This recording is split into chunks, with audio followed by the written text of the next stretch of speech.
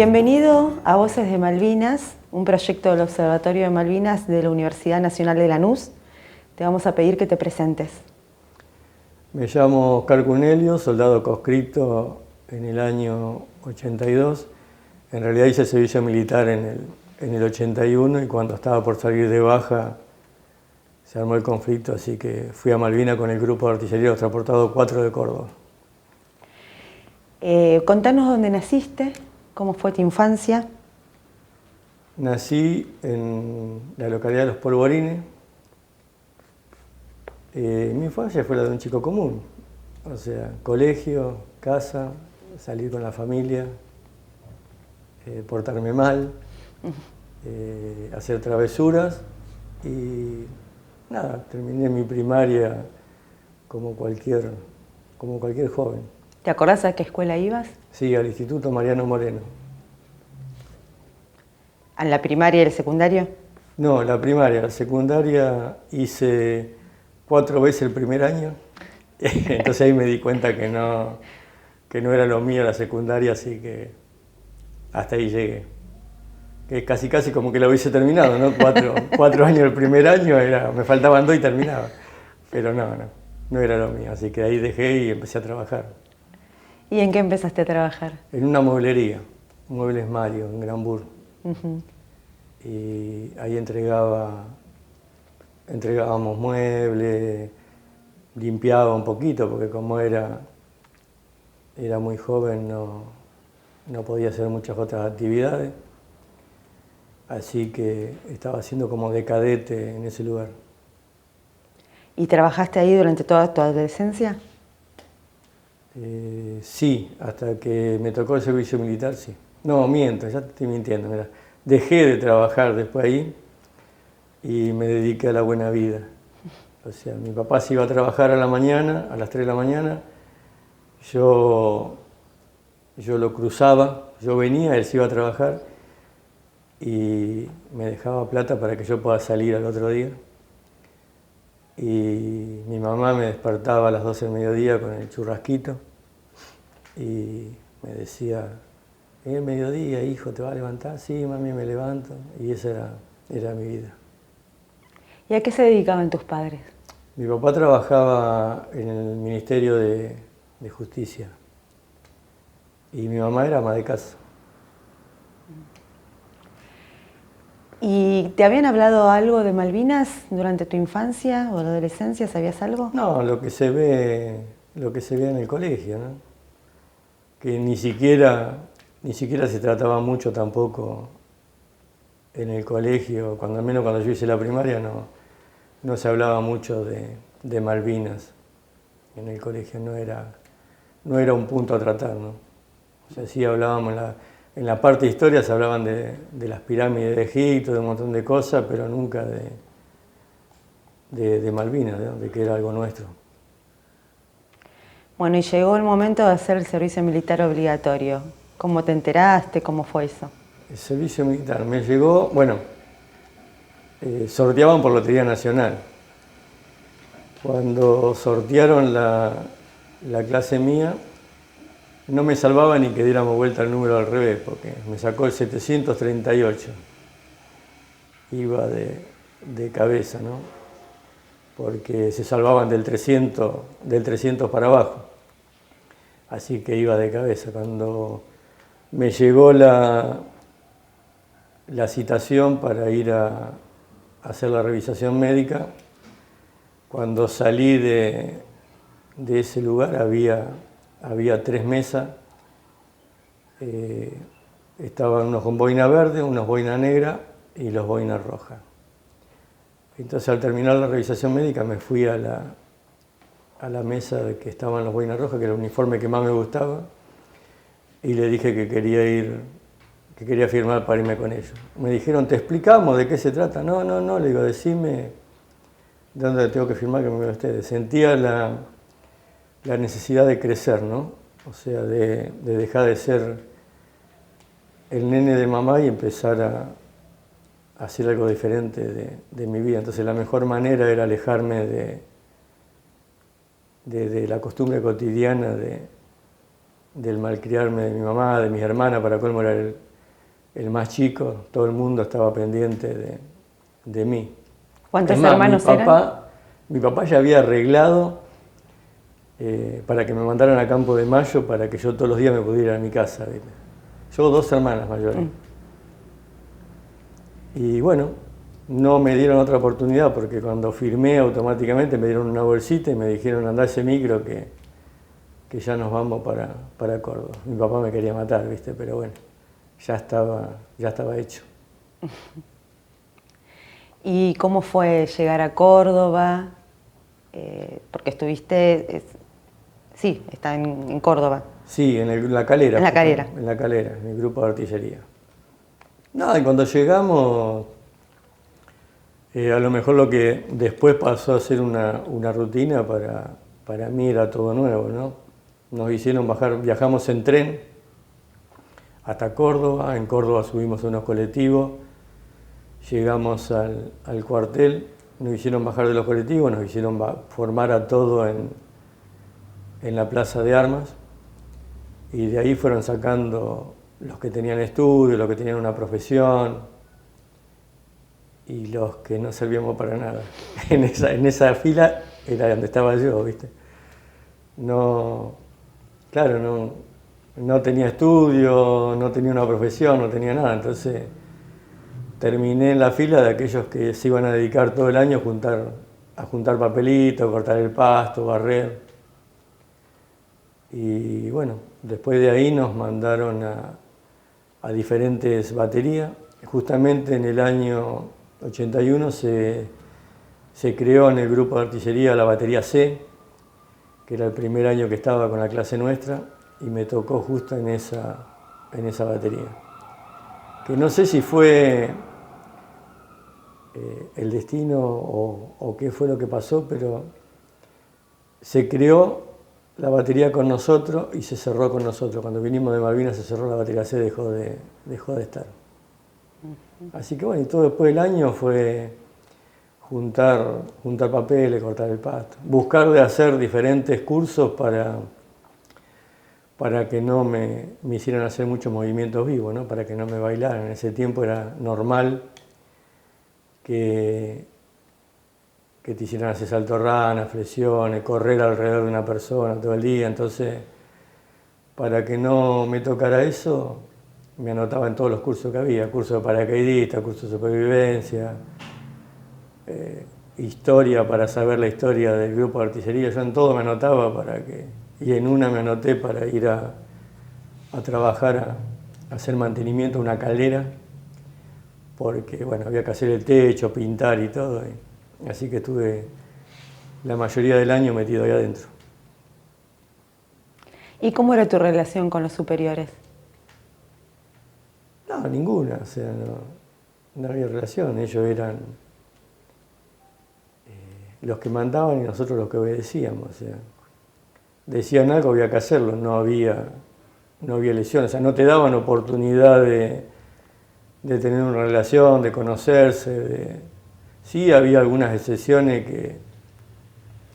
que se fueron marcando con el tiempo, pero al principio era eso, ¿no? Tocaban un silbato al pie de la cama, 5 minutos para desayunar en un jarro de aluminio, mate cocido caliente, con un pan y después los 5 minutos otra vez el silbato a hacer las actividades. El que tenía que cortar el pasto, el que tenía que juntar papeles, el que tenía que tenía alguna profesión, el que tenía que ir a los talleres, iba a los talleres, así, cada uno se dividía acorde. El que tenía guardia, bueno, a la guardia.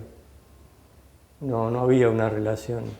Después a lo mejor se fueron marcando con el tiempo cuando fueron pasando los meses con algunos suboficiales nuevos que recién venían por ahí, como eran jóvenes también, se iba como la oportunidad de decir algo o de hacer algún comentario sin que lo tomaran a mal, ¿no? Pero si no. Había un subteniente Suárez, cuando fuimos al campo, después de la incorporación, hicimos lo que era la campaña, como decían ellos, para la adaptación. Nos llevaban al campo, se armaba un vivat y ahí íbamos a pasar 3 meses. Y este subteniente, cuando nos daba charla, cuando nos explicaba, nos decía: esto, si hay un conflicto, si hay una guerra, les va a salvar la vida, presten atención, aprendan. Nosotros lo mirábamos y decíamos: este tiene un pedo en la cabeza. ¿Qué guerra?, decíamos nosotros. Pero bueno, después un teniente nos llevó, porque uno de los soldados se quejó por la comida, nos llevó desde las 9 de la noche hasta las 6 de la mañana al medio del campo a aplaudir carros. Estaban los carros, teníamos que aplaudir, después arrastrarnos ahí.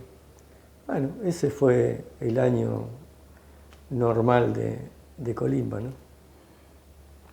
¿Y qué es lo que más te gustó de la Colimba? ¿O lo que más aprendiste? Mira, va a ser raro, ¿no?, lo que voy a decir, pero lo que más me gustó fue crecer y valorar a mi mamá. Nunca me había dado cuenta lo que era ella hasta que... Perdón.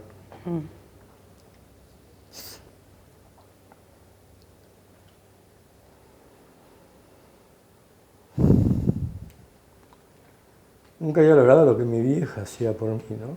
De levantarse, de prepararme el desayuno, la comida, prepararme la ropa.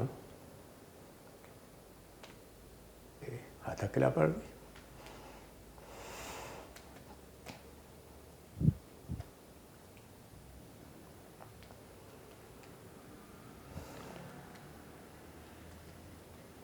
Bueno, nada más eso, crecer. ¿Dónde estabas el 2 de abril cuando fue la recuperación de las Malvinas? ¿Cómo te enteraste? En mi casa. Pero mirá hasta qué punto mi vida era loca, ¿no? Yo me enteré de que se habían recuperado las Malvinas el 22 de abril. Yo fui a mediados de abril al grupo de artillería a retirar el documento y había una pequeña formación, iban a ir unos 70 soldados al sur, no decían a Malvinas, al sur, como infantería.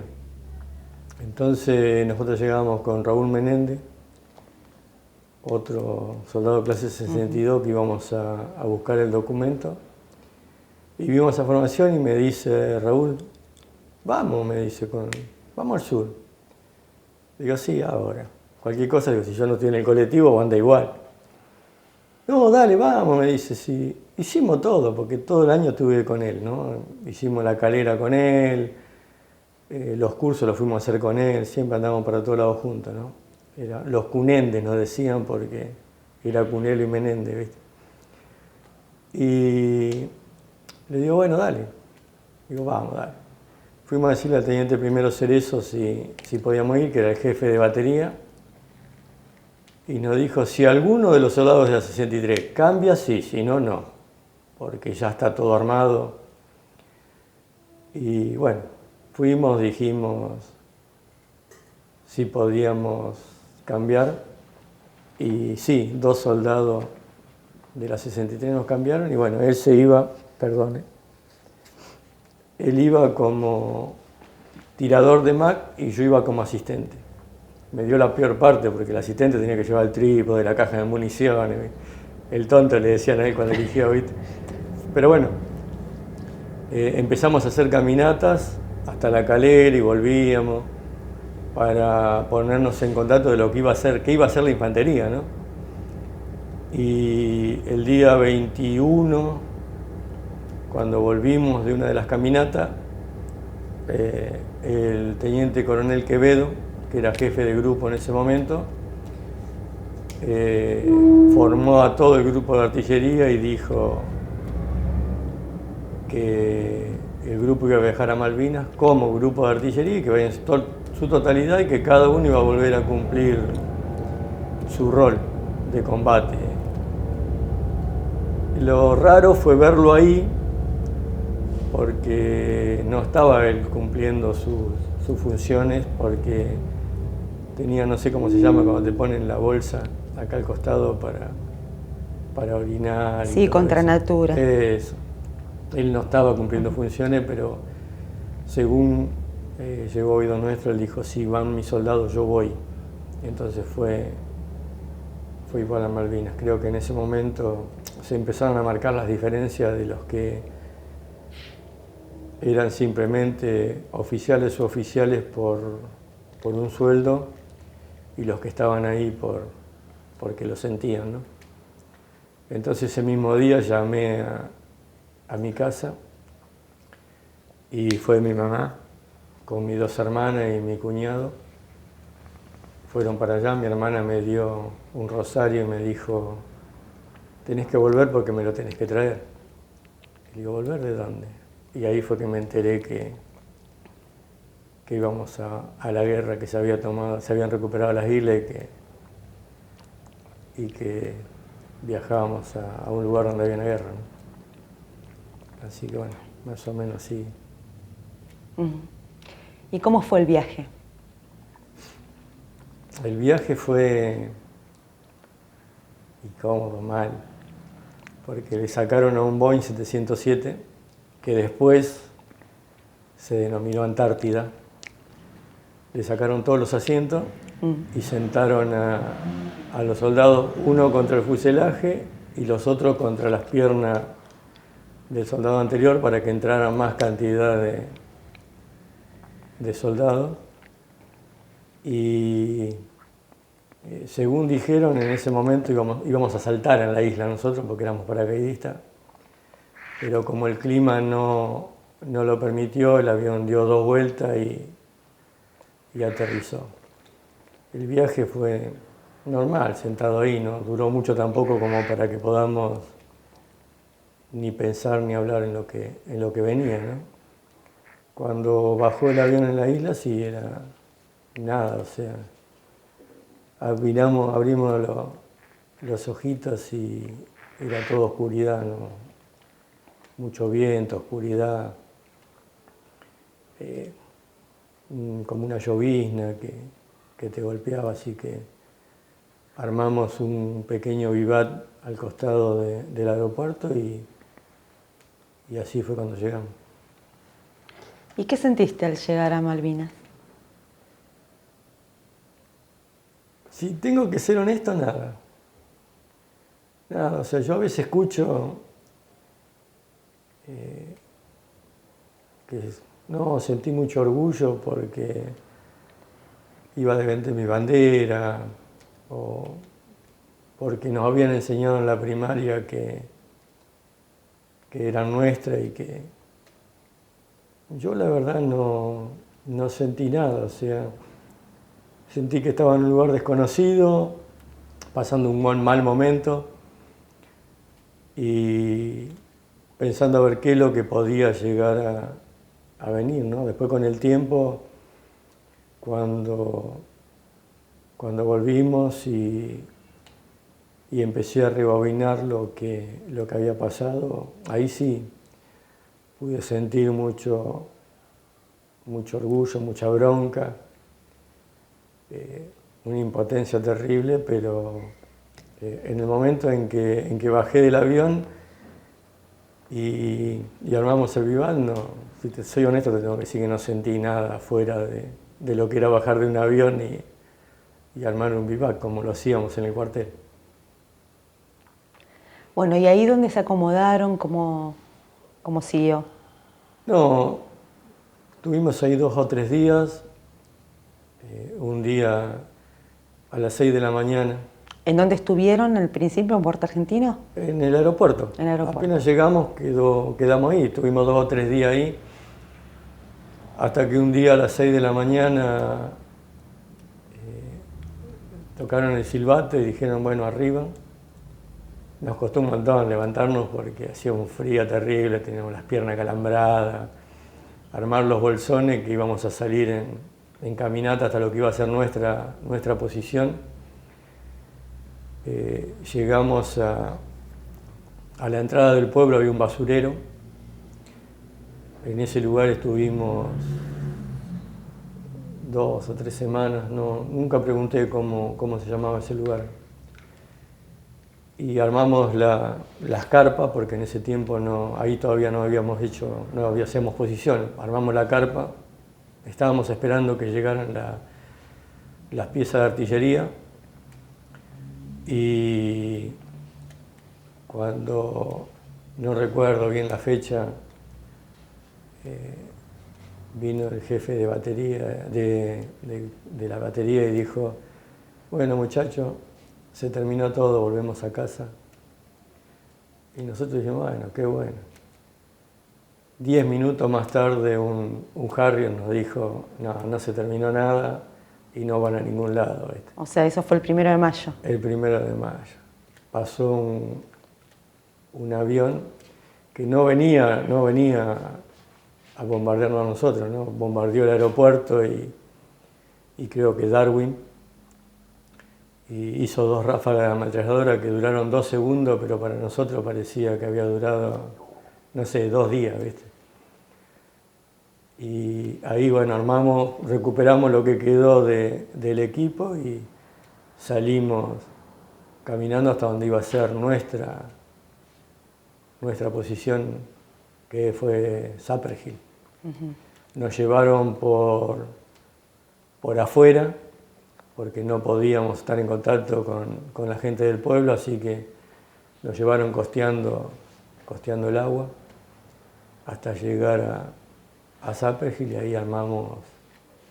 Ahí ya cuando llegamos ya estaban las piezas de artillería, y bueno, comenzaba el preparado para camuflar la posición para esperar a la llegada de los británicos, ¿no? Bueno, ¿y cómo siguieron esos días? Porque eso fue después del 1 de mayo.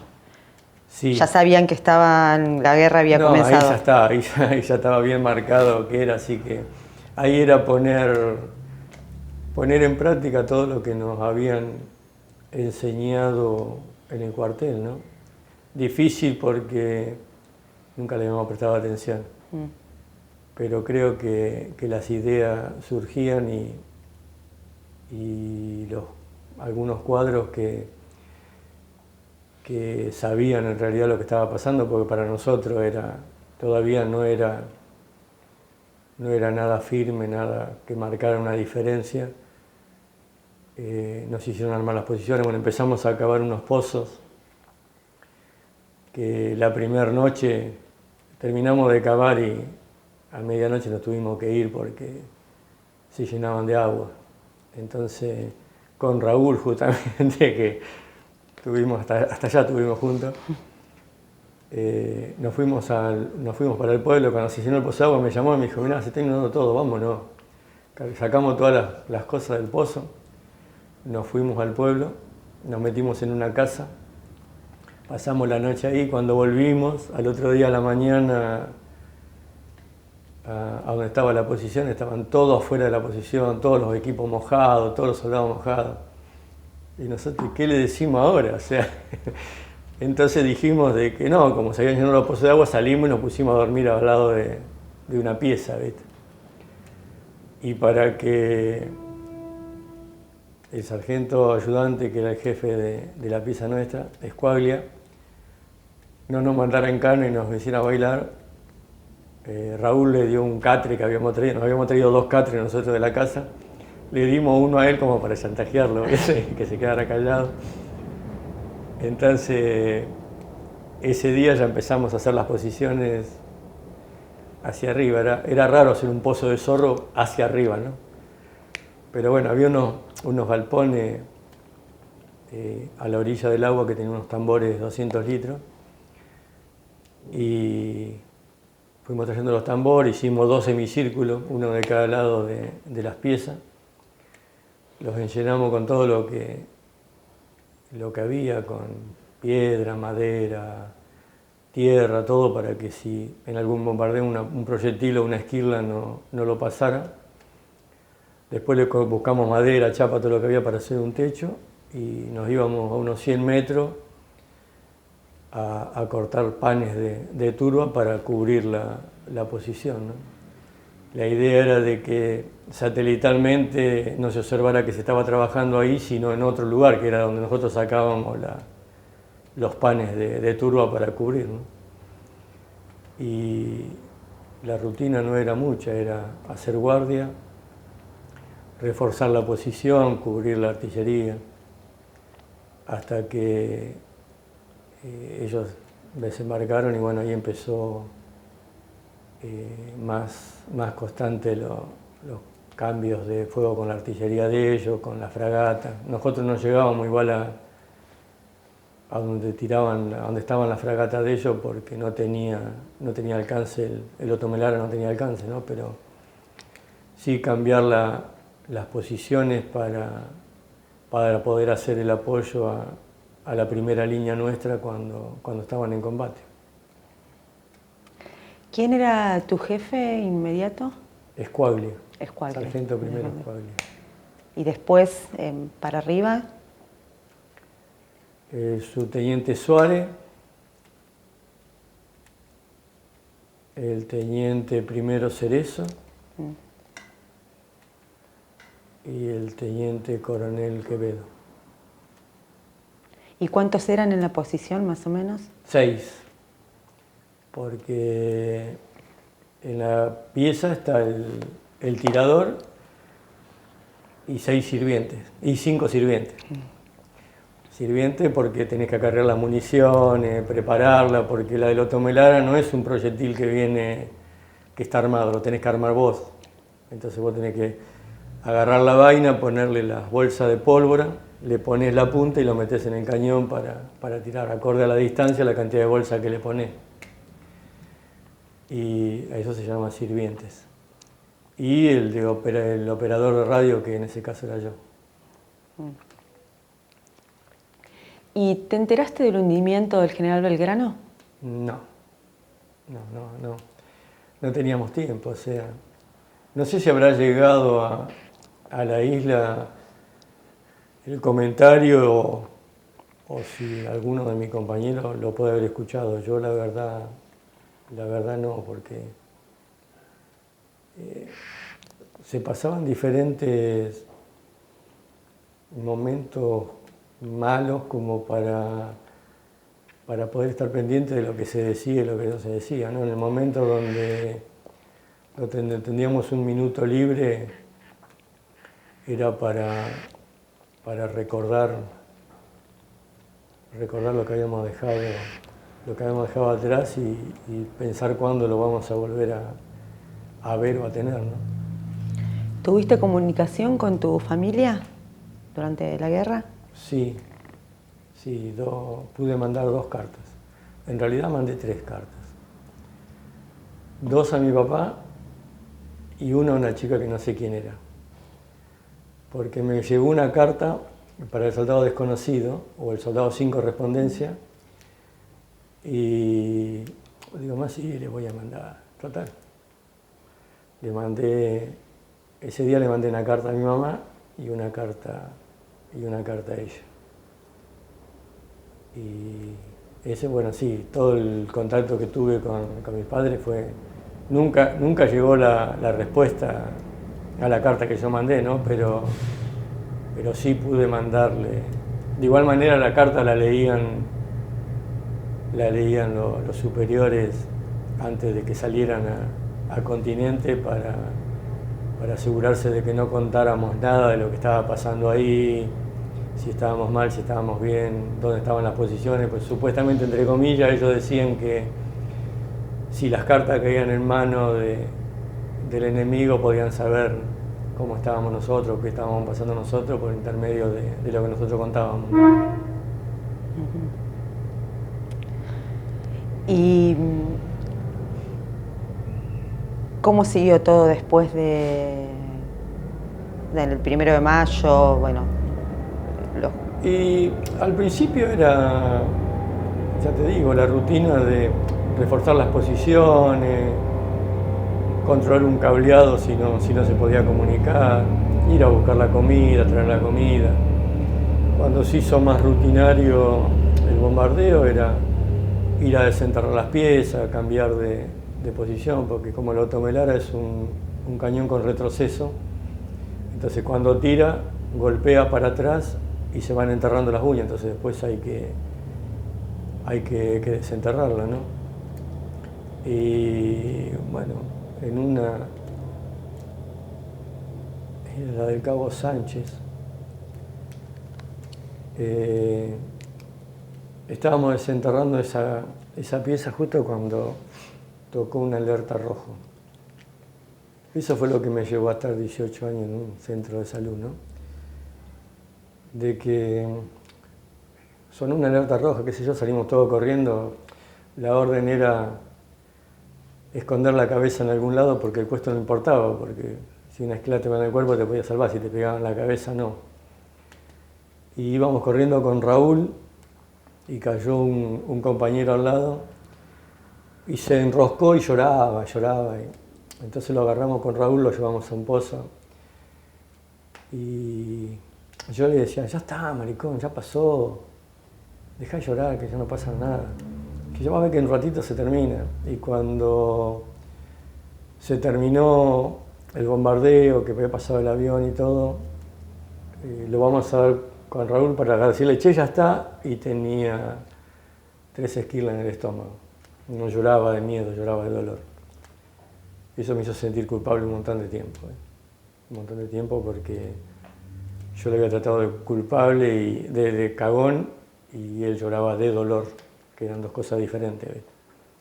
Pero bueno, después mi psiquiatra me contó una historia y me quise aferrar a esa historia para poder superar lo mío, ¿no? Que me dijo, ¿vos no tenías miedo?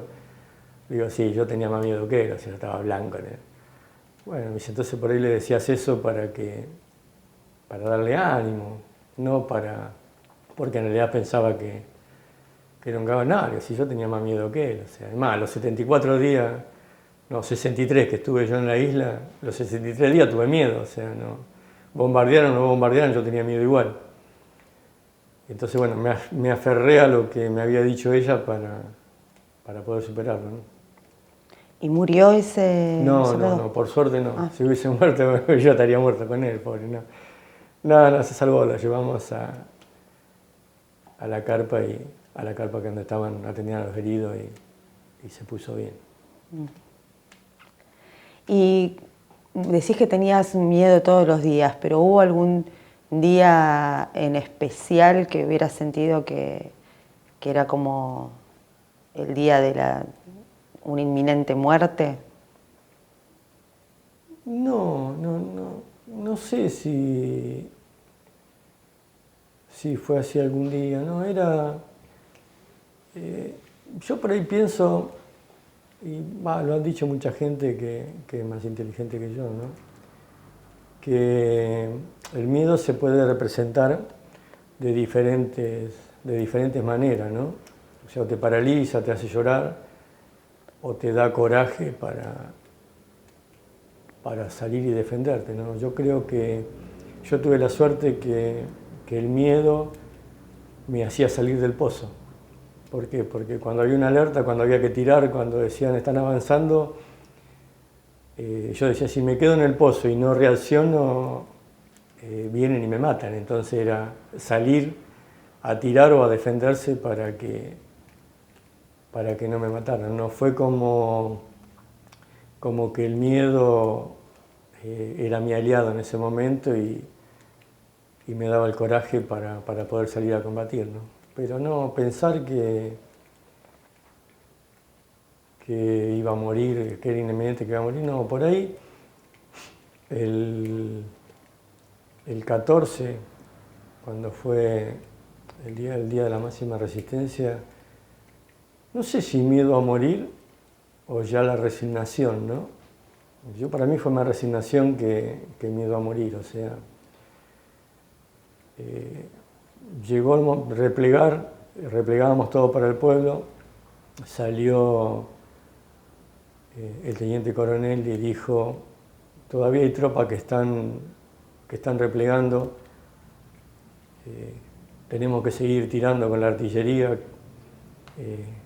¿quiénes vuelven para seguir tirando?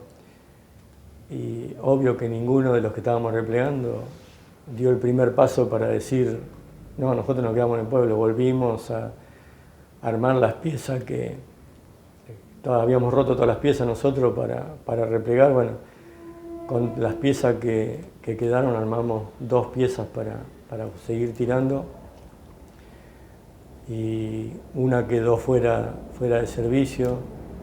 Seguimos tirando con la otra, ahí ya no había comunicación, no había nada, todo el mundo era acarrear proyectiles para tirar. No había un cabo, el cabo Quiroga, era un cabo cocinero, y vos lo veías con una caja de munición en una mano y un tarro con, no sé qué era, él decía que era mate cocido, pero era cualquier cosa menos mate cocido. Para nosotros iba a sacar el agua sacaba el agua de la orilla así, la calentaba y nos decía que era mate cocido, ¿viste?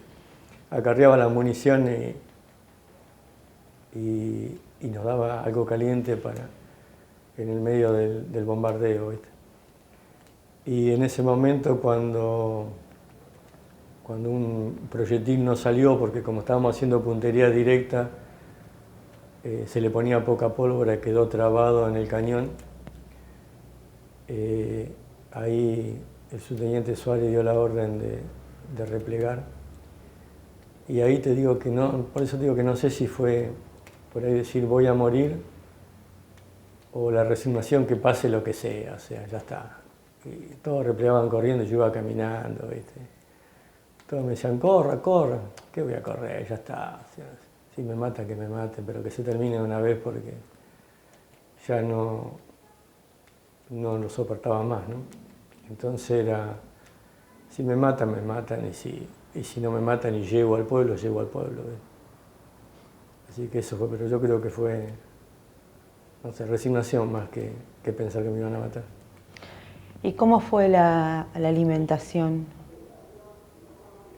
¿Adelgazaste mucho? ¿Le faltó comida? No, yo volví como fui.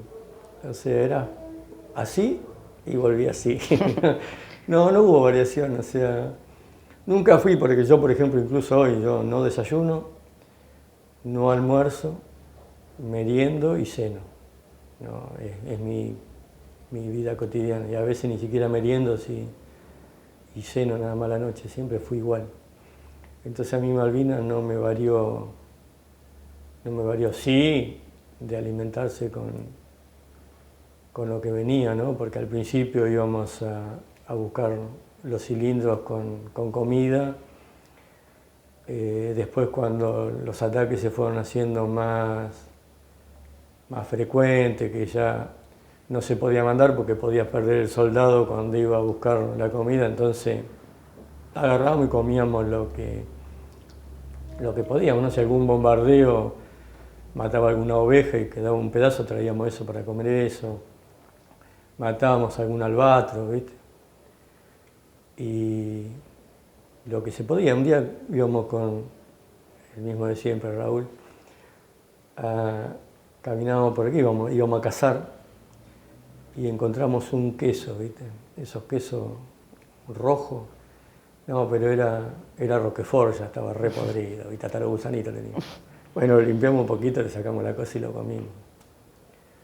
Y me acuerdo que le pegué 3 tiros con el fal al albatro y se me fue igual. Se me fue al agua igual. Y otro me dice, anda a buscarlo vos. Me metí al agua para sacar ese bicho, ¿viste?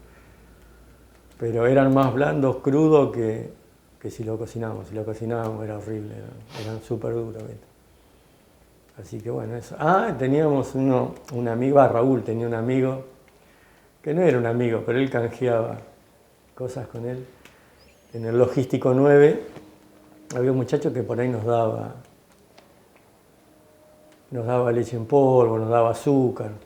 Entonces nosotros íbamos ahí, buscábamos y traíamos y teníamos para estar en la posición, ¿no? Así que un día nos agarró mi jefe, Escuaglia, y Suárez, veníamos los dos que nos habíamos ido de cacería nosotros, y nos agarró nos agarraron que veníamos, justo una formación tenía que haber ese día, ¿viste? Y veníamos luego cuando nos vieron venir, se vinieron. A mí me tiraron una trompada y me quedé tirado en el piso, ¿viste? Él se levantaba y le seguían pegando, ¿viste? Le digo, quédate en el piso, boludo. Uy, perdón. Y entonces, porque claro, nos habíamos ido, nosotros invitamos una formación, nos habíamos ido de gira, ¿viste? A ver qué podíamos cazar para traer para comer, ¿viste? Así que bueno, nos traíamos un pedazo de oveja que lo escondimos bien y lo comimos después. Así que, pero bueno, era lo normal, ¿no? ¿Y cómo fue, bueno, entonces el cese de fuego? ¿Cómo lo viviste? Además de que dijiste que, bueno, que ya te daba lo mismo, pero... Sí y no, o sea, creo que fue la peor parte de la guerra, ¿no? Pero no porque yo estaba mal, porque había llegado el cese de hostilidades o por algo, sino porque era caminar y caminamos con los fusiles hasta llegar a una montaña donde íbamos tirando y estábamos controlados por los británicos y había un helicóptero y era mirar entre nosotros y decir, si alguno hace un movimiento que ellos piensan que nosotros podemos llegar a tirar o algo, nos matan a todos y no hay manera de defenderse. No creo que fue la etapa más fuerte de lo que viví esta Malvinas, la caminata hasta el galpón de YPF donde nos metieron con los británicos custodiándonos y volando arriba nuestro. Esa creo que fue la parte que peor viví de toda la guerra, ¿no? A pesar de momentos difíciles, ¿no? Como que la onda expansiva te haga volar porque cayó cerca, pero al margen de eso creo que lo que más sentí el peor momento que sentí fue ese, cuando íbamos caminando y ellos nos iban cuidando, ¿no? ¿Y cómo fue el trato ahí de los ingleses para con ustedes cuando ya estuvieron parados? Bueno, no, fue bueno, al menos en el sector que estuve yo nos trataron bien, ¿viste? Y yo como siempre,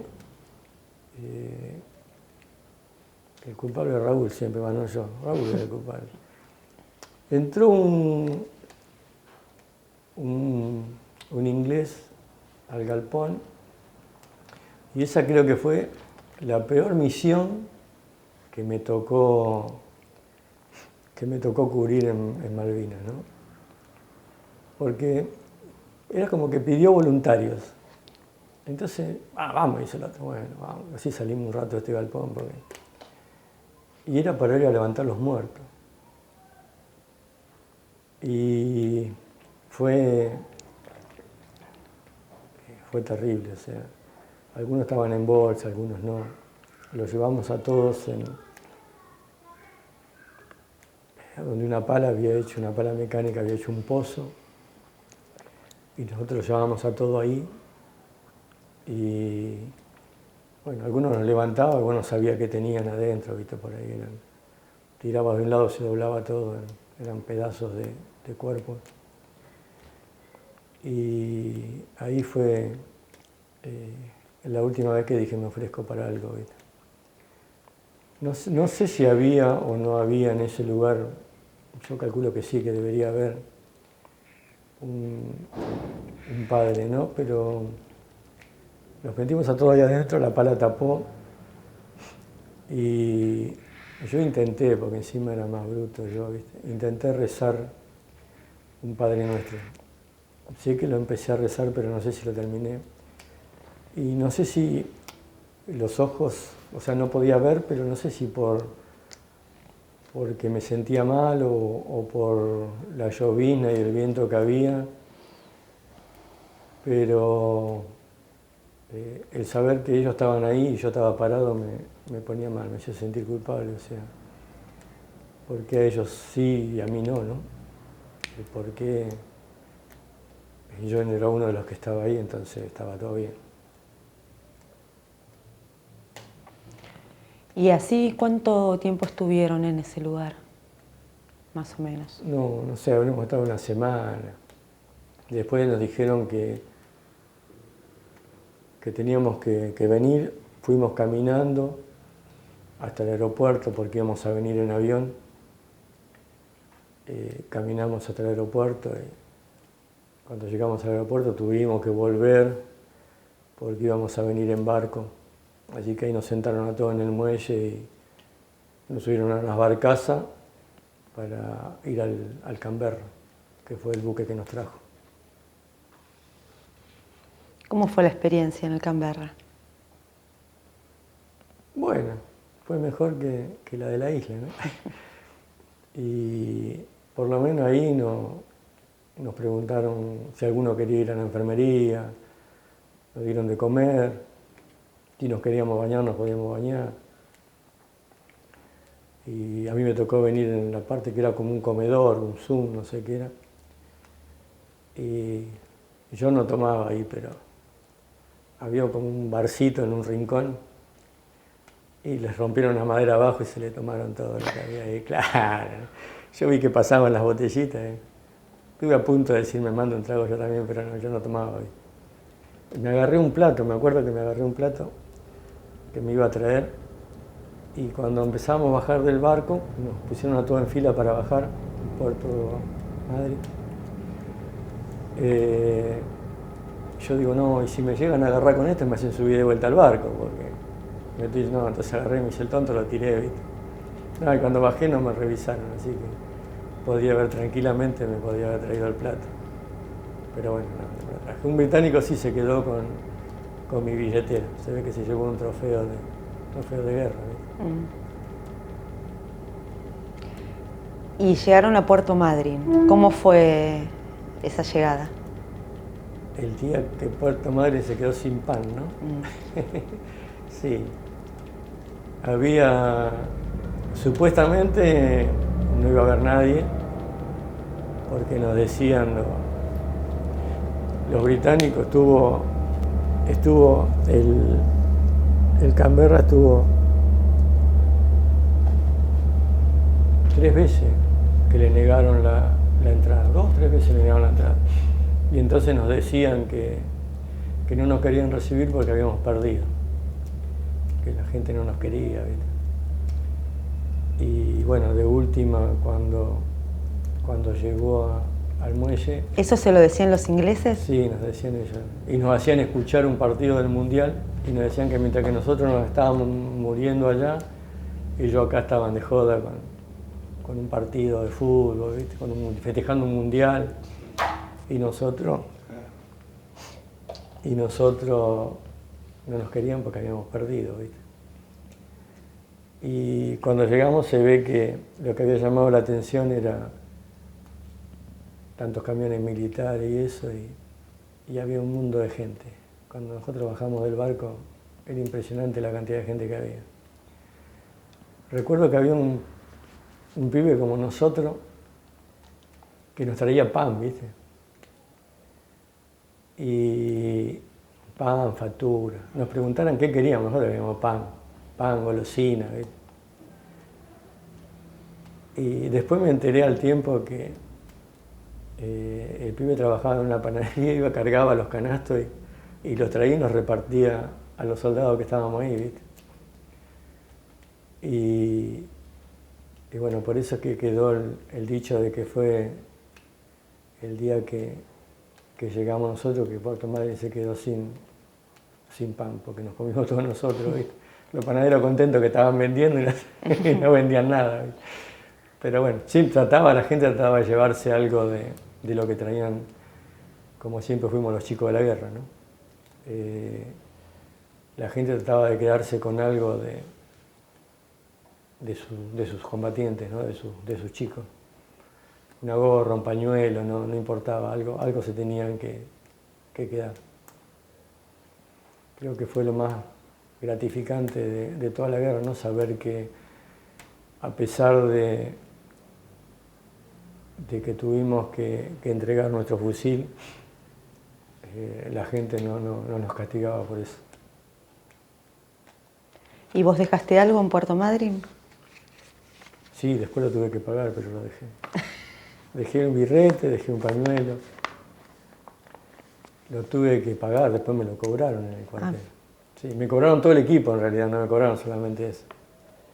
Me cobraron el bolsón portaequipo.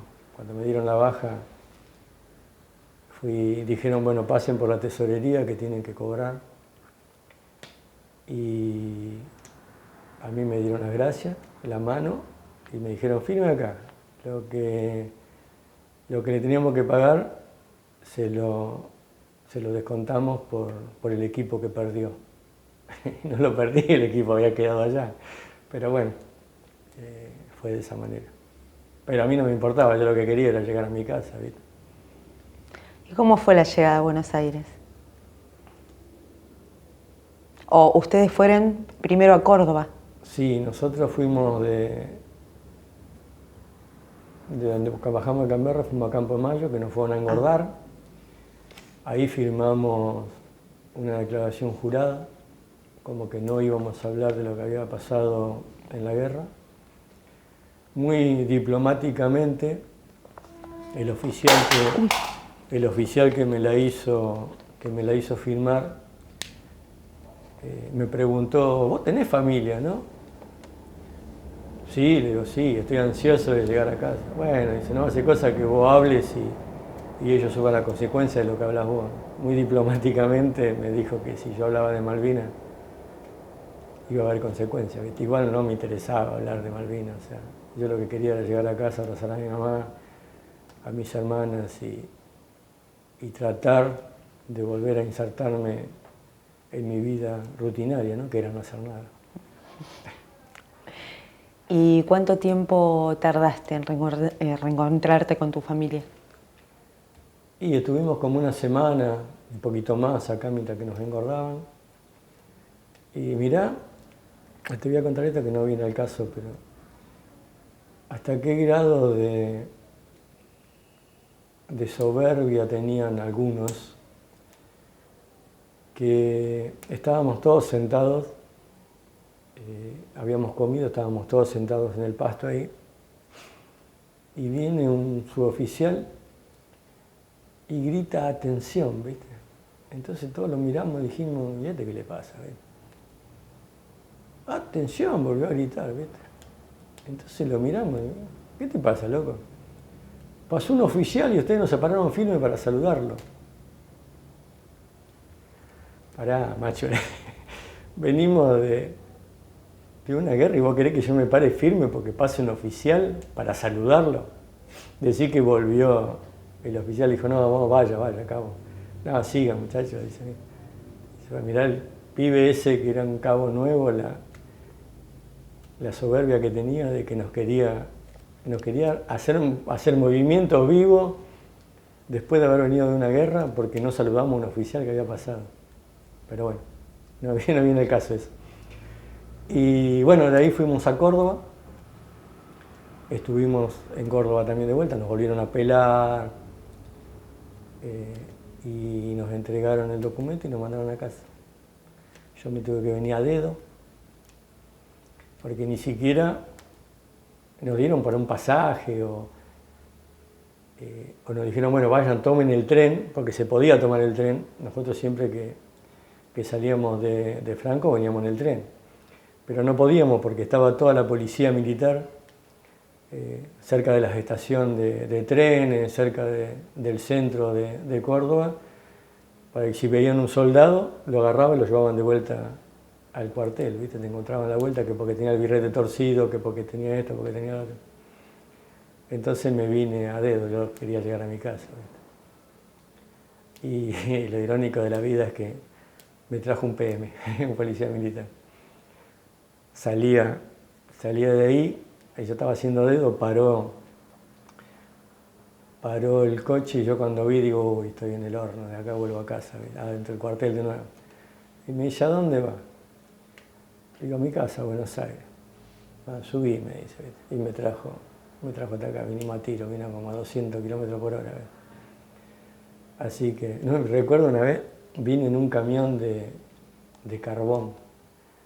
Salimos haciendo dedo y el camionero dice, si quieren yo lo llevo, dice, pero acá no tengo lugar, tienen que ir atrás. Sí, le digo, sí, dale. Subimos atrás, éramos 3. Y cuando bajamos acá en Pacheco, en 197 y Panamericana, nos mirábamos y yo me reía del otro se reía de mí, y la gente nos miraba y se reía, ¿viste? Claro, estábamos todos negros, sucios, porque habíamos estado acostados sobre las bolsas de carbón, ¿viste? Imagínate cuando bajamos lo que fue. Así que, bueno, esas son cositas que nos fueron pasando durante un año de Colimba. Y así que así llegué a casa. Llegué a mi casa. ¿Te llevó hasta tu casa? ¿Eh? ¿Te llevó hasta tu casa? No, me dejó en Panamericana en 197. ¿Y de ahí seguiste haciendo dedo? Y de ahí sí, seguí haciendo dedo hasta mi casa. Pero yo igual ya la había visto a mi mamá. La vi en la Lemo. Ah. Porque había un soldado que venía corriendo y decía: che, está tu mamá, está tu papá, está tu familia, es adelante. Y claro, salíamos corriendo, íbamos y cuando llegamos allá no había nadie, ¿viste? Entonces vine y me dice: che, flaco, está tu mamá. Me dice, ¿cómo se va a enterar mi vieja que estoy acá? Olvídate. Sí, le digo, ya está. Digo, si tuvo 70 días sin verme, ¿qué le va a hacer 2 horas más? Le digo, que espere que salga y voy para casa.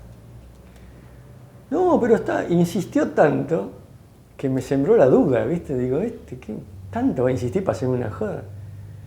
Bueno, dale, vamos, le digo, ¿viste? Y cuando llegamos, he dicho, estaba mi mamá. Se estaba yendo con mis hermanas llorando. Entonces le pegué un grito, se dio vuelta, nos abrazamos, bueno, lloramos, no nos podían despegar, ya me quería ir con mi mamá, ¿viste? No quería volver a ir adentro. Y le digo, ¿pero por qué lloraba, mamá? ¿Qué sé yo? Había sido que se la estaban tirando de mesa en mesa para no decirle que yo no había vuelto, ¿viste? Entonces estaba la mesa de los que estaban ahí, de los caídos y de los que estaban desaparecidos, que no habían encontrado nada, ni cuerpo ni el cuerpo. Entonces yo estaba en la lista de los que había venido, que no habían encontrado, ¿ves? Entonces mi mamá se iba triste porque le habían dicho que yo no había vuelto de Malvinas, ¿ves? Así que, bueno, ahí le pude devolver el rosario a mi hermana, el que me dio en Córdoba para decirme que tenía que volver porque se lo tenía que traer. Así que se lo di, un poco roto, pero se lo di al cabo. Bien, bueno, llegaste a tu casa y además de reencontrarte con tu familia, ¿fueron otras personas? Sí, todos los vecinos, conocidos, parientes. Escribieron carteles, bienvenido héroe, qué sé yo. Pero no era tan héroe yo porque escribieron héroe sin H. Entonces eran menos héroe que los otros. Y sí, fue el único día que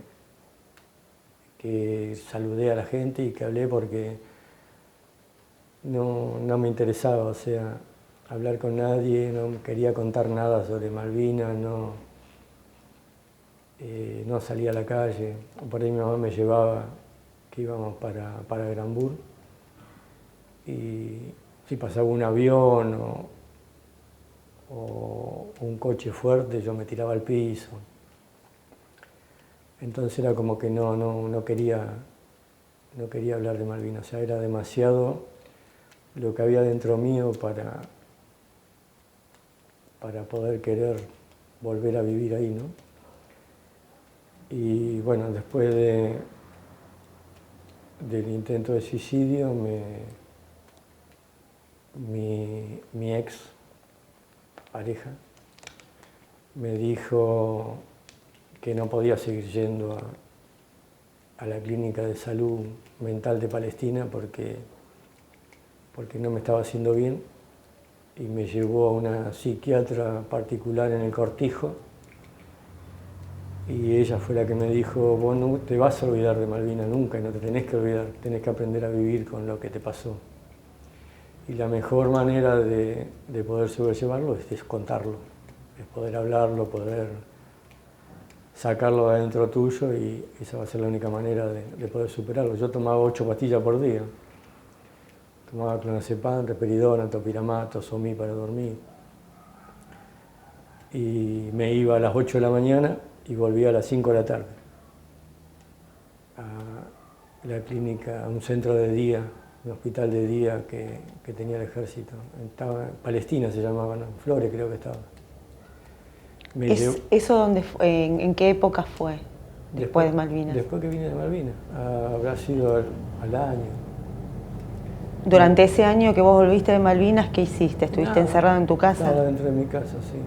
No quería hablar con nadie, no sé. Por ahí mi mamá me sacaba para hacer los mandados. Y es más, me consiguieron un trabajo y no funcionaba, lo mío no funcionaba, ya no me funcionaba la cabeza. Así que me llevaron engañado en realidad. Me dijo Granero, un veterano de guerra, me dijo, tengo que ir a buscar medicación, ¿no? Me acompañá. Y no, le digo, no, ja. Y me dice, mi ex me dice, ¿por qué no lo acompañás? A lo mejor se siente que no quiere ir solo. Y no, le digo, no me jodas. Dale, me dice, bueno, dale, vamos, le digo, ¿viste? Y fuimos, lo acompañamos. Me dice, bueno, espérame acá, me dice, ¿viste? Yo voy a buscar los remedios. Me senté ahí mirando la pared, como era mi vida rutinaria, mirar la pared o mirar la televisión, pero no me preguntara qué estaba viendo la televisión porque no veía nada. Y aparece una teniente. Hola, me dice, ¿qué haces acá? No, le digo, estoy esperando a uno que fue a buscar remedio. ¿Viste? Me dice, ¿no querés venir conmigo acá adentro? ¿Y para qué? Le digo, ¿cómo acá adentro? No, dice, porque estoy sola. Entonces dice, me hace compañía, ¿y qué te va a quedar solo acá? Me dice. Sí, le digo, estoy bien solo acá. No, dale, vení, dice, vení, así yo tengo que hacer cosas ahí adentro y... dale, le digo, dale. Fui, me senté y me empezó a hablar, yo la miraba y decía, ¿qué me estará diciendo? Decía yo, ¿viste? Y en una me dice, claro, vos no querés hablar porque tenés miedo, me dice, ¿no? Digo, ¿miedo de qué voy a tener? Dice, de recordar lo que te pasó en Malvinas, me dice. Y me puse a llorar, no hubo manera de que no llorara. Yo escuchaba la palabra y me ponía a llorar. Y me trajo un vaso de agua, estuvimos hablando un rato largo, ¿viste? Y me dijo, ¿por qué no lo venís a ver a Bourdieu? Bourdieu es el psiquiatra que me atendía ahí, ¿viste? Y no, ¿para qué? Le digo, ¿viste? Ya bastante quilombo tengo con mi vida para meterme uno más, le digo. No, venía a verlo, me dice. Así dormí, vos no me decís que no podés dormir. Sí, bueno, entonces lo vine a ver, me dio un turno, lo vine a ver a él. Y me dice, ¿qué te está pasando? ¿Qué sé yo? No, nada, le digo, quiero dormir. Digo, ¿por qué no me recetas una pastilla para dormir? Yo duermo todo feliz. Le digo, ¿viste? Y me dice, dale, yo te hago una receta para pastilla. Pero vos tenés que venir acá a estar con nosotros, dice, por lo menos 1 o 2 veces por semana tenés que venir. Entonces, no, le digo, no, ya está, no, olvidate, le digo, ¿viste?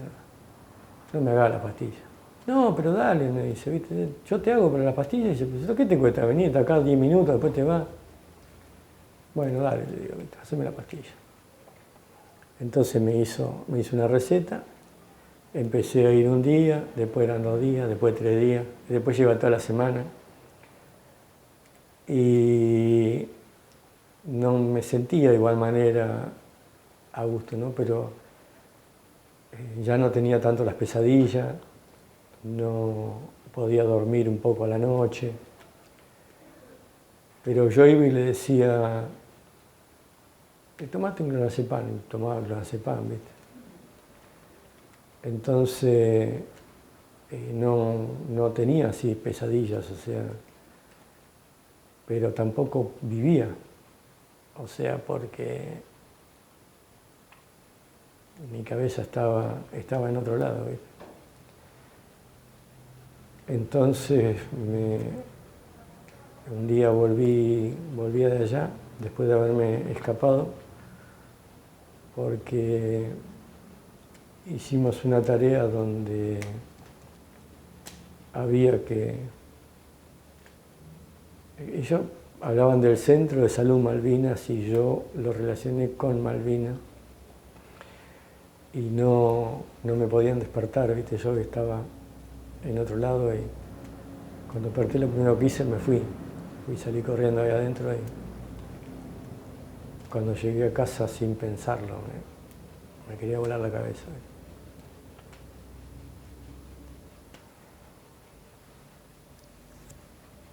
Y entonces fue donde me cambiaron y me dijeron, yo allá no iba a la psicóloga, iba únicamente al psiquiatra y me daba pastillas, ¿viste? Y hablaba con él y él siempre me decía, claro, vos sos de lo que piensa, ¿para qué voy a estar bien si puedo estar mal? ¿Por qué no venía la psicóloga y hablás con la psicóloga que te va a hacer bien? No, dice, la psicóloga no. Y acá la psicóloga me hizo entender que sí, que lo tenía que contar, que tenía que hablar de eso para poder sobrellevarlo, ¿no? ¿Y cuánto tiempo estuviste así? Y casi 18 años. ¿Pero pudiste trabajar, hacer algo, armar familia? Sí, mi mamá me casó. Sí, teníamos un kiosquito en casa y me presentó a la chica que atendía y me convenció y bueno, me terminé casando. Pero sí, tuve 3 hijos a los que desprecié un montón de tiempo. Y no desprecié porque no los quería, sino porque ellos querían estar conmigo, ayudarme, y yo los echaba, no los quería, no quería estar con ellos. Pero sin embargo nunca me abandonaron, ¿viste? Cuando papá se ponía mal y caía de rodillas, estaban ellos que lo levantaban. Y hasta hoy. Pero hoy ya lo disfruto, hoy estoy yo con ellos. Y disfruto mis nietos, que son los que me dan fuerza para levantarme y hablar de Malvinas.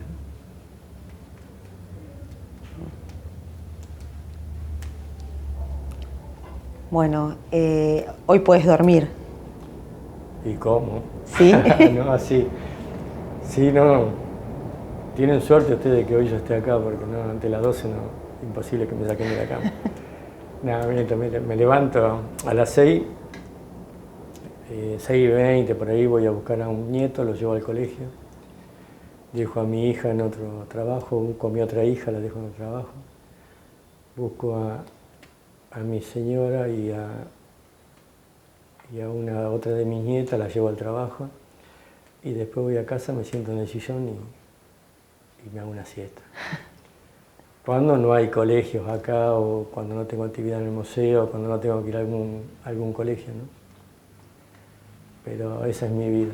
Yo en el 2015 en el 2015 no lo pude hacer. En el 2018, la segunda vez que viajé a Malvinas, le pude prometer a los que estaban en el cementerio argentino en Darwin que mientras yo tuviese una gota de vida no iba a dejar de contar de que Argentina tiene héroes. No nosotros, ellos lo que quedaron. Nosotros somos ciudadanos que tuvieron la suerte de poder ir a cumplir con la Constitución, que es defender su país, ¿no? Que los verdaderos héroes son los que quedaron y que yo, mientras que tuviese un poco de respiro, le iba a contar a la gente y a las nuevas generaciones de que Argentina tenía héroes. Héroes de 18 años que están allá. Así que bueno, me dedico a eso. Fuiste una vez a Malvinas, o sea, después de la guerra. 2. 2 veces. 2 veces. En el 2015 me prepararon la cama entre mi señora, mis hijos y Marcelo Vallejo, un excombatiente que había viajado un montón de veces a Malvinas. Me prepararon la cama y me convencieron para que vaya. Yo decía no. Y de última, cuando sabía que faltaban una semana, yo digo, ya está, a esta hora no podés. Bueno, dale, voy, le digo, ¿viste? Bueno, ya está todo arreglado, acá está todo, ya te sacamos el pasaje, ya tenés todo. Lo único que tenés que hacer es sacar el pasaporte. ¿Está bien? Digo, ¿por una semana no estás? No, sí, pagamos, en una semana está el pasaporte. En menos de una semana está, me dice. Así que bueno, viajé, esa fue la primera vez que viajé a Malvinas. ¿Viajaste solo? No, fuimos 8. Fue Sergio Figueroa, Omar Perón, fue Durán, fue Villagra, fue Retamar, fue el Tula, el peronista ese que toca el bombo. Sí.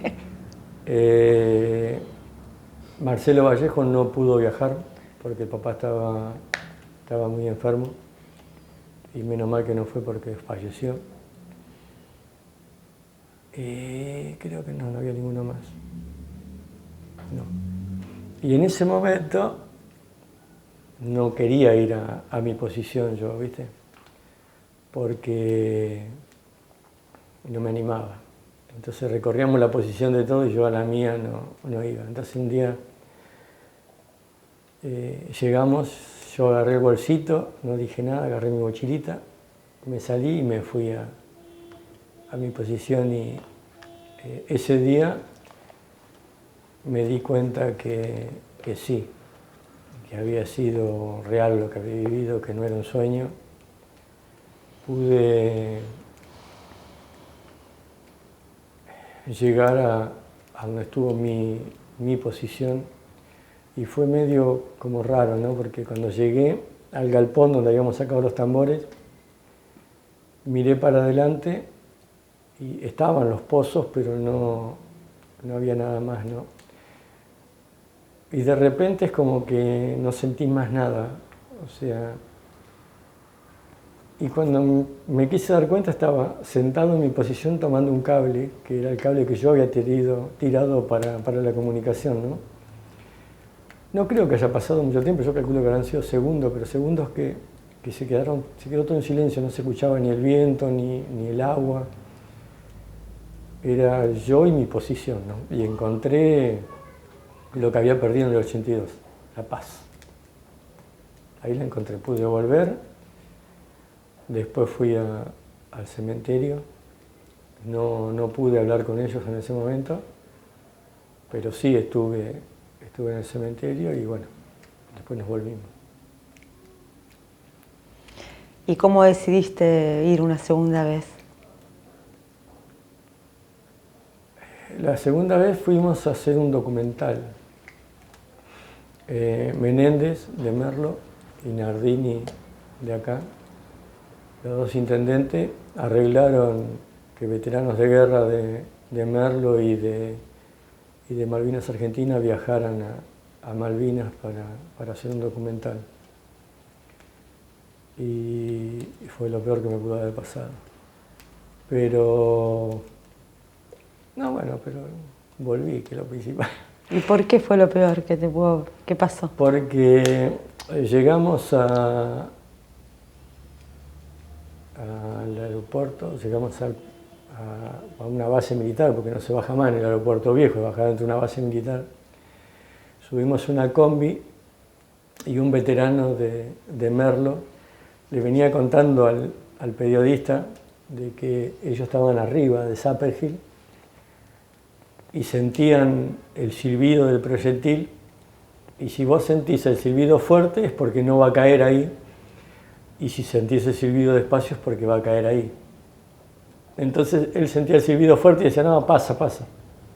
Y miraba y veía a dónde iba a caer el proyectil, y dice que veía abajo cómo caía el proyectil, volaba al suelo y volaban los soldaditos chiquititos, dice, que estaban abajo. Y se me entró a caer una lágrima. Entonces le dice el periodista, para, no filmes mal, le dice al otro muchacho. Dice, ¿qué te pasa? ¿Estás bien? Sí, le digo, estoy bien. Me dice, pero... Dice, que estás llorando. No, le digo, lo que pasa es que los soldaditos chiquititos que volaban allá abajo éramos nosotros, le digo, ¿viste? Lo que le está contando, por eso me estaba acordando, le digo, de ese momento, y por eso le digo, pero no pasa nada, estoy bien. Entonces... Bueno, seguimos con con lo que estábamos haciendo en ese lugar, que fue hacer un documental. En realidad después no salió mucho bien del documental, porque como el que organizó todo fue Merlo, salieron todos los veteranos de Merlo.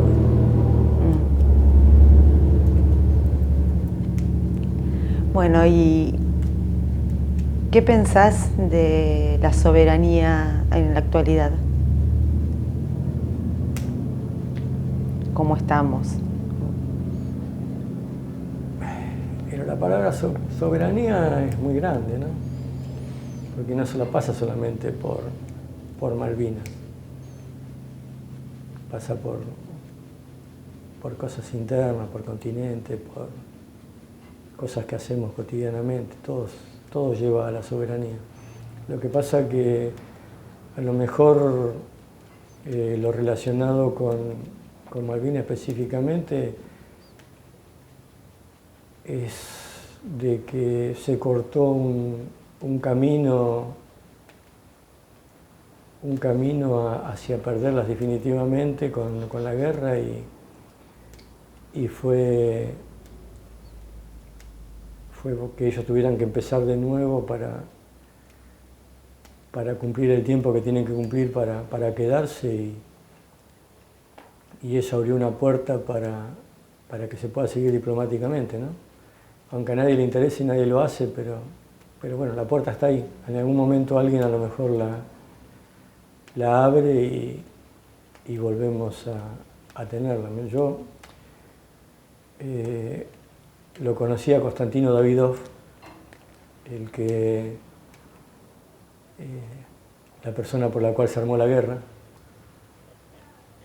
porque el conflicto no empezó el 2 de abril, empezó el 19 de marzo, y bueno, por los balleneros que había comprado Davidov, no viene al caso de nosotros, ¿no? Pero él en el libro La Celeste y Blanca hay una parte, versión de un libro de un escritor británico donde el escritor coloca de que se iba a bombardear el sur argentino igual, porque tenían que romper de alguna manera la diplomacia entre Argentina y Gran Bretaña, porque en el gobierno de Perón había llegado a concretar un acuerdo para que Malvinas tenga soberanía compartida, que sean las dos banderas las que pudieran flamear en la isla.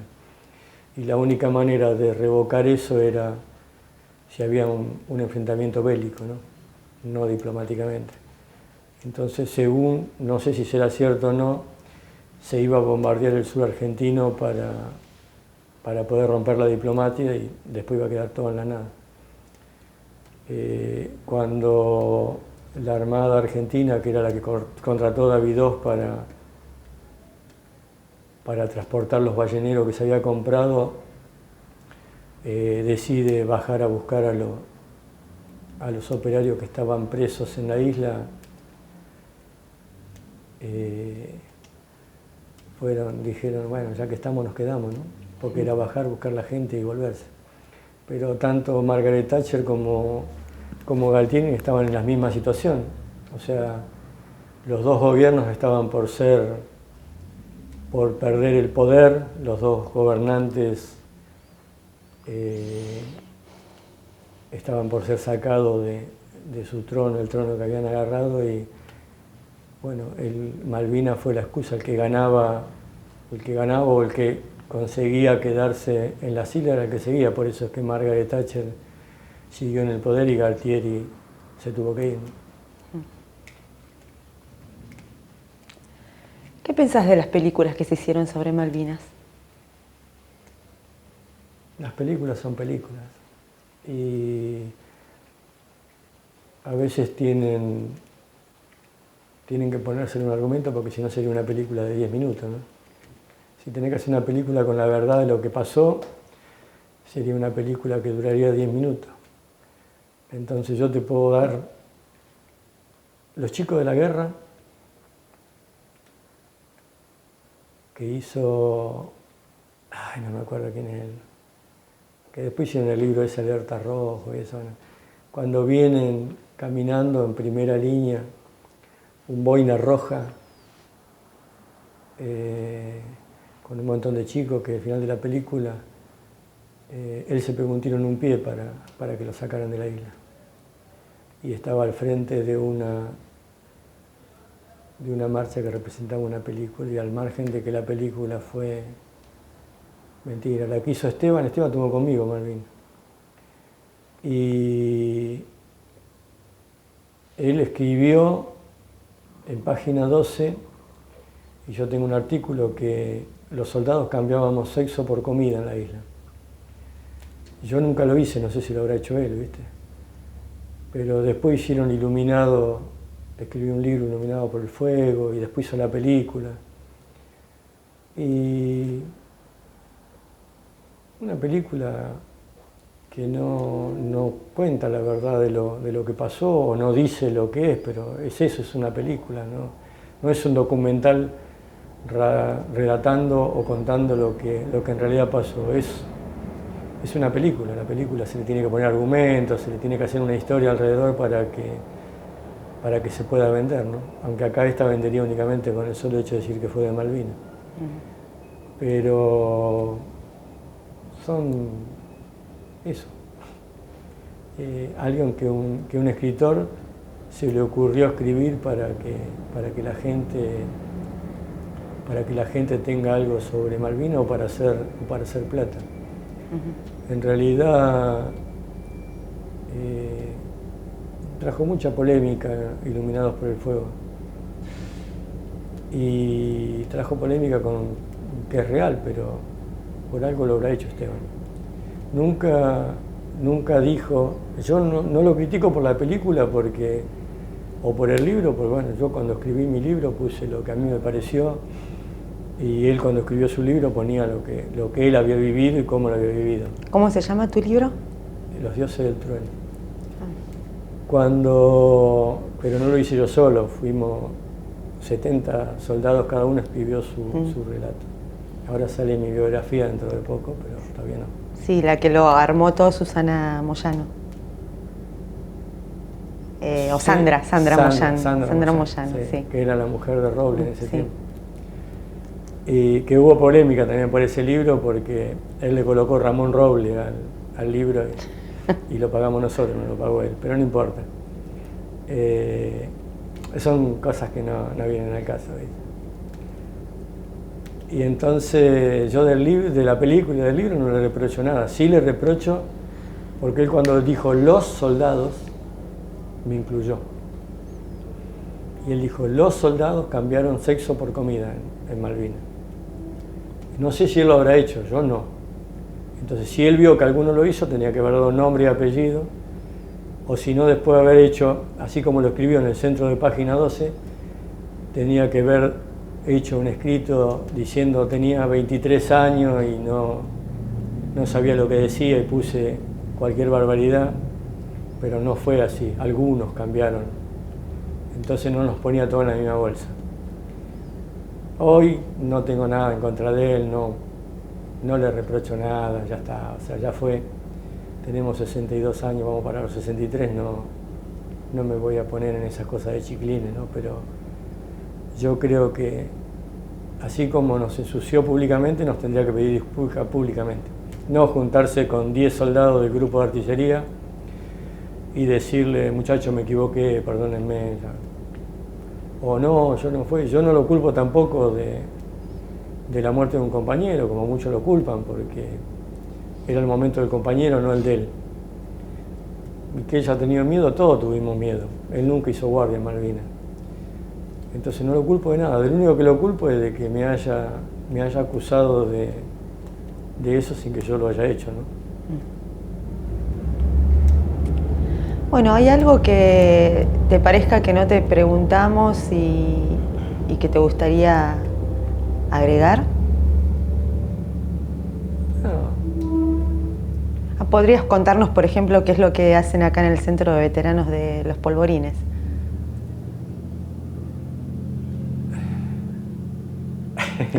Es complicado lo que me tiraste, eso sí es una bomba, ¿no? Yo pertenezco al Instituto Social, Cultural y Educativo Islas Malvinas. Cuando me fui del centro de veteranos, me querían echar, y antes que me echaran me fui. Porque yo, como excombatiente de Malvinas, no le tengo que pedir permiso a nadie para hacer algo relacionado con Malvinas. Y yo iba a dar chocolate a los colegios, iba a dar charlas, y ellos siempre me decían por qué yo no les preguntaba, no les pedía permiso a ellos para ir. Digo, porque soy excombatiente de Malvinas, no tengo que pedir permiso a nadie para contar mi historia. Aparte, cuando un excombatiente hace algo, no hace falta que te inviten. Si vos sos excombatiente tenés que participar solo, porque sos parte de eso.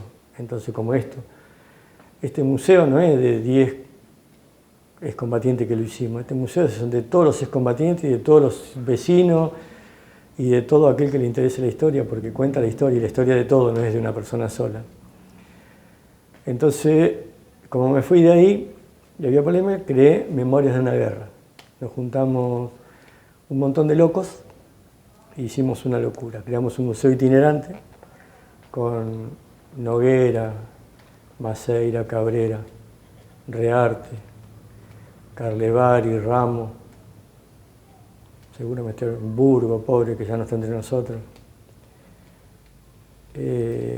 Creamos un museo itinerante que viajó por todo el país. En Chaco somos visitante ilustre, por la muestra que hicimos y la charla que dimos sobre eso. Di charlas en la Universidad de Abogacía de Mendoza. Estuvimos en Corrientes, en Paraná, en San Juan.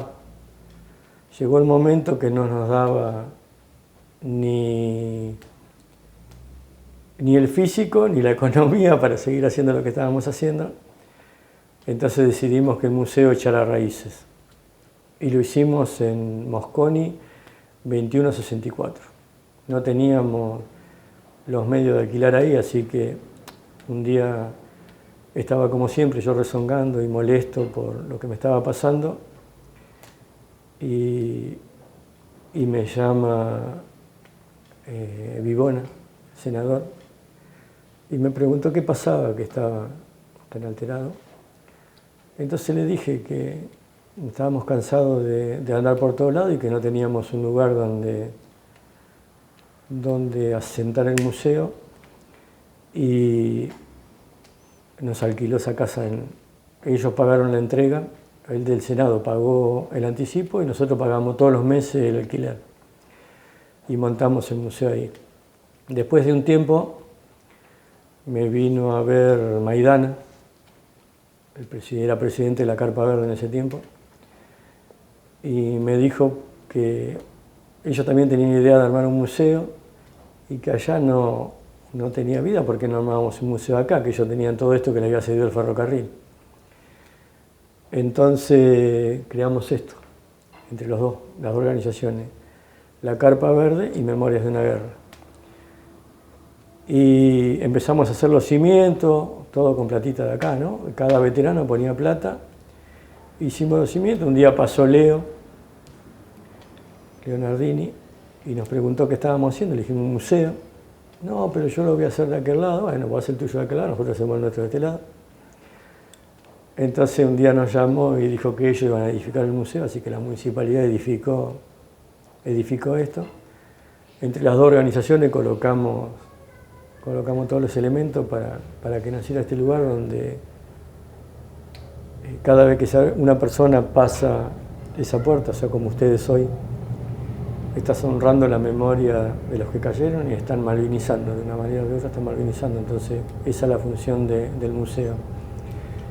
Y como no podía haber dos museos, estaban Memorias de una Guerra y el Museo de Combatientes de Malvinas, decidimos desaparecer a Memorias de una Guerra y le cambiamos el nombre. Entonces hicimos el instituto. Pero el instituto no es un centro de veteranos de guerra como muchos que hay. El instituto es un lugar donde cualquiera puede ser parte, cualquiera puede opinar, cualquiera puede contar, cualquiera puede transmitir. Porque la idea es, y no por compararme, está el Instituto Sanmartiniano, el de Güemes, el de Belgrano. ¿Por qué en un instituto de Isla Malvina, no? Que cualquier persona que le interese transmitir la historia, que la quiera contar, puede hacerlo, que cuando nosotros no estemos, haya alguien que diga, yo voy a levantar la bandera de Malvinas porque me interesa y va a seguir contando, y mientras que el instituto esté vivo, la memoria va a estar viva, ¿no? Y pueden venir, ya te digo, todos los que vengan no van a venir porque le interesa la causa Malvinas, porque quieren contar la causa Malvinas. Muchos van a venir porque le interesa Malvinas, otros van a venir porque lo ponen en un nivel mejor, ser parte de una comisión de una institución, otro porque se puede llevar una moneda. Cada uno, es la conciencia de cada uno y se sentirá culpable o no después, pero mientras que una persona venga a abrir el instituto, la memoria de los caídos va a estar siempre viva. Y esa es la idea por la cual lo creamos y a eso nos dedicamos. Cuando se me ocurrió la locura,